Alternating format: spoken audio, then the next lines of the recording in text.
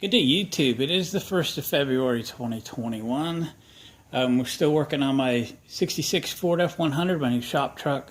And I snuck it out for a little test drive the other day, just kind of once around the block. And I couldn't get it into second gear.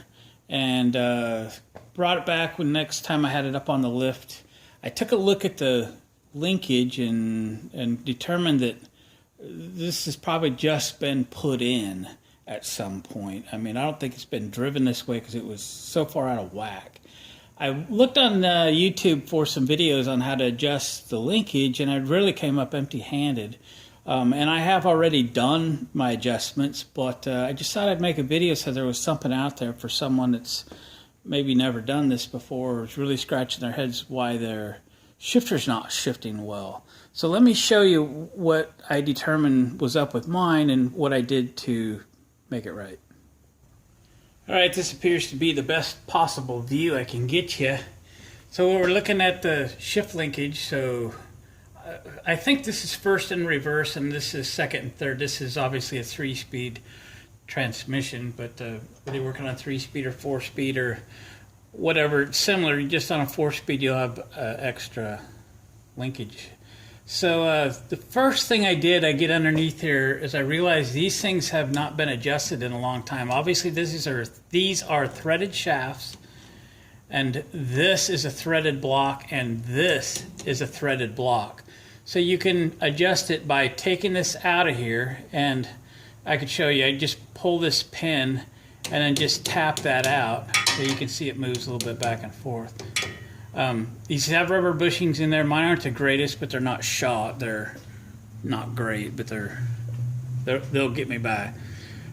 So the first thing I did was take these out and get a wire brush on a drill and an extension and clean these threads up, spray them down with your favorite penetrating lubricant, PB Blaster in my case, and thread these up and down so that the adjusters work now. Did that with both shafts. This one here has a jam net on it. This one did not. I guess I don't see the real need to have one there, unless you strip it out or something, but that should never occur. So we got them adjusted. Then you know what? Let's pull this one out. Don't lose the clip. Trying to get in behind it. All right.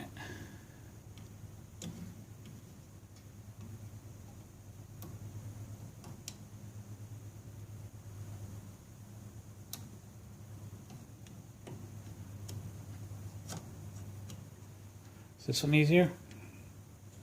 Yep, it's going to be easier. So there's the clip. We're going to set it right there for safekeeping so we don't lose it. And we're going to tap that out like so, okay? And then I simply found where one gear was, where neutral is, and where the other gear was, okay? And then I took the shifter rod that comes from the column shifter in my case, and if you have a floor shifter, it'd be very similar. I found where full in is and full back is, and then kind of found somewhere in the middle. In my case, these were off. You can even see it on the threads. They were off like a full inch. That's where this one used to stop. They were off literally a full inch, both of them. I couldn't believe I could get any gears at all, and the only one I couldn't get was second.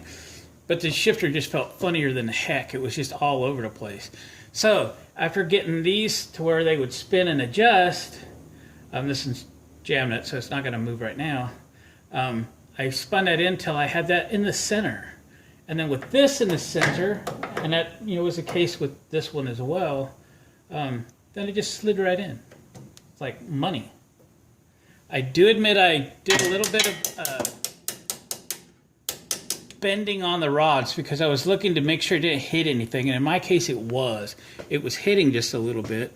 So I did some minor adjustments on tweaking the bends of the rods, but then I got it to where it wouldn't hit anything. It's all in the middle, and then I just simply went in the cab and decided to run through the gears, and everything just works great. I'm sure there will be a situation where you then want to go back and fine-tune it a little bit. But in my case, it was all I did was found center on my linkage. I found center on the shifting arms and the transmission. I put everything back together where it was happy, and that was that. It was perfect. It shifts great now. Got every gear. I'm very, very happy. So, quick and dirty. Transmission shifter adjustments for the novice or for the beginner. I haven't done this in 30 plus years. It might seem a little bit daunting, but it's not.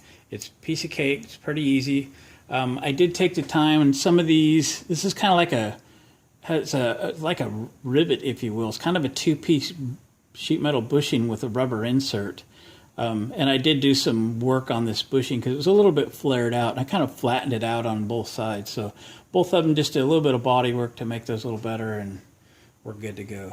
All right, guys, quick and easy. That's it. Thanks for watching. Appreciate the comments. Subscribe if you haven't, and we'll catch you on the next video. Give me a thumbs up on the way out the door. I would appreciate that.